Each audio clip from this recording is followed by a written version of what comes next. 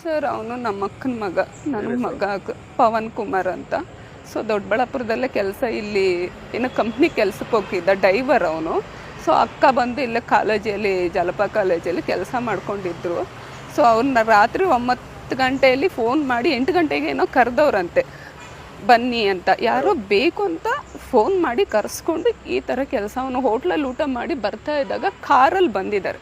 So ಕಾರಲ್ಲಿ ಬಂದು ಅವ್ನು ಟ್ರೇಸ್ ಮಾಡಿ ಸ್ವಲ್ಪ ಅಡ್ಡ ಹಾಕಿದ್ದಾರೆ. ಅವನು ಯಾರು ಗುದ್ದಿದ್ದು ಅಂತ ಏನಕ್ಕೋ ಇಳ್ದಿದ್ದ ತಕ್ಷಣ ಅಟ್ಯಾಕ್ ಮಾಡಿಬಿಟ್ಟಿದ್ದಾರೆ. ಫುಲ್ಲು ಅಂದರೆ ಎದೆ ಭಾಗ ಫುಲ್, ಕೈಗಳೆಲ್ಲ ಬೆರಳೆಲ್ಲ ಕಟ್ಟಾಗ್ಬಿಟ್ಟವೆ. ಆ ಥರ ಒಂದೇ ಸಮಯ 5-6 ಜನ ಮಚ್ಚುಗಳಲ್ಲಿ ತೊಗೊಂಡು ಹೊಡೆದಾಕ್ಬಿಟ್ಟವ್ರೆ.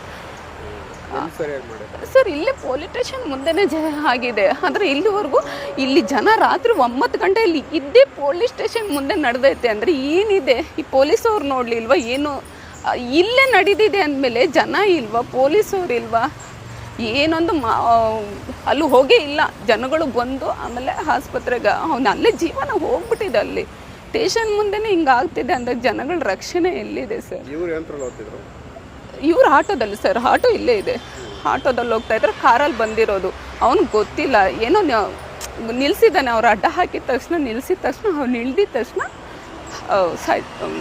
ಮಚ್ಚು, ಲಾಂಗು ಮಚ್ಚು ಎಲ್ಲ ತೊಗೊಂಬಂದಿದ್ದಾರೆ. ಫಸ್ಟೇ ಅವರು ಬೇಕು ಅಂತಲೇ ಬಂದಿರೋದು, ಅವನು ಸಾಯ್ಸಕ್ಕಂತಲೇ ಬಂದಿದ್ದಾರೆ. ನಿಮಗೆ ಯಾರ ಮೇಲೆ ಅವರು ಅನುಮಾನ ಇದೆ? ಹಾಂ, ಹುಡುಗಿ ಮೇಲೆ ಅನುಮಾನ ಇದೆ ಸರ್ ನಮಗೆ. ಹುಡುಗಿನ ಲವ್ ಮಾಡಿದ್ರು, ಸ್ವಲ್ಪ ಗಲಾಟೆನೂ ಆಗಿತ್ತು. ನಾವು ಬೇಡ ಅಮ್ಮ ಅದೆಲ್ಲ ಅಂತ ಹೇಳಿದ್ವಿ, ಆಯಿತು ಅಂತ. ಹುಡುಗಿ ದೂರ ಇದ್ಲಂತೆ.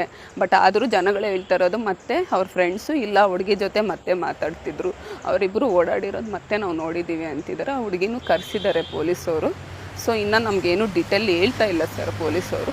ನಾವಂತೂ ನಮಗೆ ನ್ಯಾಯ ಸಿಕ್ಕೋವರೆಗೂ ನಾವು ಇಲ್ಲಿಂದ ಹೋಗಲ್ಲ. ನಮ್ಗೆ ಒಬ್ಬನೇ ಮಗ, ಇನ್ನೊಬ್ಬ ಸೊ ಅವನು ನಿಂಗೆ ನೀರಲ್ಲಿ ಆಟ ಆಡೋಕ್ಕೆ ಹೋದಾಗ ತೀರ್ಕೊಂಡ ದೊಡ್ಡವನು. ಅವನು ಸೆಕೆಂಡ್ PUC ಓದಿದ್ಮೇಲೆ ಭಾವ ಇಲ್ಲ, ಇವನೊಬ್ಬನೇ. ನಮ್ಮ ಅಕ್ಕ ಅವ್ರು ಬದುಕ್ತಾರೋ ಇಲ್ವೋ ಗೊತ್ತಿಲ್ಲ. ಇವ್ನು ಹಿಂಗೆ ಆಗಿರೋದಕ್ಕೆ ಅವ್ರು ಅಲ್ಲಿ ಅವ್ರ ಕೈಲಿ ಆಗ್ತಾಯಿಲ್ಲ, ನಮ್ಮ ಕೈಲೇ ಆಗ್ತಿಲ್ಲ, ಅವ್ರು ಹಿಂಗೆ ತಡ್ಕೊತಾರೆ. ಸೊ ನಮ್ಗೆ ನ್ಯಾಯ ಸಿಕ್ಕೋವರೆಗೂ ನಾವು ಹೋಗಲ್ಲ. ಪೊಲೀಸ್ ಸ್ಟೇಷನ್ ಮುಂದೆ ಒಂದು ಕ್ಯಾಮ್ರಾ ಇಲ್ಲ, CC ಕ್ಯಾಮ್ರಾ ಇಲ್ಲೆಲ್ಲೂ ಇಲ್ಲ. ಪೊಲೀಸ್ ಸ್ಟೇಷನ್ ಇದೆ ಬಟ್ ಕ್ಯಾಮ್ರಾ ಇಲ್ಲ. ಕ್ಯಾಮ್ರಾ ಇದ್ದರೆ ಇಲ್ಲಿಂದನೇ ಆಟೋ ಹೋಗಿದೆ ಗೊತ್ತಾಗ್ಬಿಟ್ಟು, ಬಟ್ ಕ್ಯಾಮ್ರಾ ಇಲ್ಲ. ಎಂಥ ಪೊಲೀಸ್ ಸ್ಟೇಷನ್, ಏನು ಕಾನೂನು ನಡೀತಾ ಇದೆ, ಏನಿದೆ ಅಂತ ಜನಗಳಿಗೆ ಎಲ್ಲಿ ರಕ್ಷಣೆ ಇದೆ? ಪವನ್ ದೊಡ್ಡಬಳ್ಳಾಪುರ ಸರ್. ಅಲ್ಲಿ ಅವ್ರು ಸ್ವಂತ ಊರು ಬಂದರು ಇಲ್ಲಿ ತಿಪ್ಕನಹಳ್ಳಿ. ಅವ್ರು ಇರೋದು ದೊಡ್ಡಬಳ್ಳಾಪುರದಲ್ಲಿ. ಸುಮಾರು ವರ್ಷಗಳಿಂದ ಅವ್ರು ಓದಿದ್ದು ಇಲ್ಲೇ, ಬೆಳೆದಿದ್ದು ಇಲ್ಲೇ ಇರೋದು. ಅವರು ದೊಡ್ಡಬಳ್ಳಾಪುರದಲ್ಲೇ ಇರೋದು. ಜಲಪ ಕಾಲೇಜಲ್ಲಿ ಅಕ್ಕ ಕೆಲಸ ಮಾಡ್ತಾರೆ. ಸೊ ಓದಿಸಿದ್ದೆಲ್ಲ ಇಲ್ಲೇ. ಅವ್ರು ದೊಡ್ಡವರಾದಮೇಲೆ ಕೆಲಸಕ್ಕೆ ಡೈವರ್ ಕೆಲಸ ಮಾಡ್ತಾಯಿದ್ದ, ಆಟೋ ಓಡಿಸ್ತಿದ್ದ. ಈಗೇನೋ ಕಂಪ್ನಿ ಬಸ್ಸು ಓಡಿಸ್ತಿದ್ದ ಸರ್. ಅವರು ಯಾವ ಊರವರು? ಈಗ ನಿಮ್ಗೆ ಅನುಮಾನ ಇರೋಂಥವ್ರು? ಜೋಗಳ್ಳಿ, ಇಲ್ಲಿ ಹುಡುಗಿನೇ. ಅವಳು ಇಲ್ಲೇ ಕಂಪ್ನಿಯಲ್ಲಿ ಕೆಲಸ ಮಾಡೋ ಹುಡುಗಿನೇ, ಆ ಹುಡುಗಿನೂ. ಸೊ ನಮ್ಗೆ ಆ ಹುಡುಗಿ ಮೇಲೆ ಅನುಮಾನ ಇದೆ. ಕರ್ಕೊಬಂದಿದ್ದಾರೆ. ನಮಗೇನೊಂದು ಹೇಳ್ತಿಲ್ಲ ಪೊಲೀಸವರು.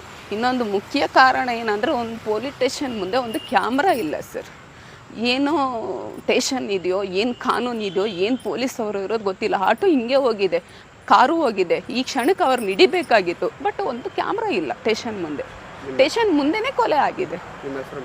ನನ್ನ ಹೆಸರು ಅನಿತಾ ಸರ್.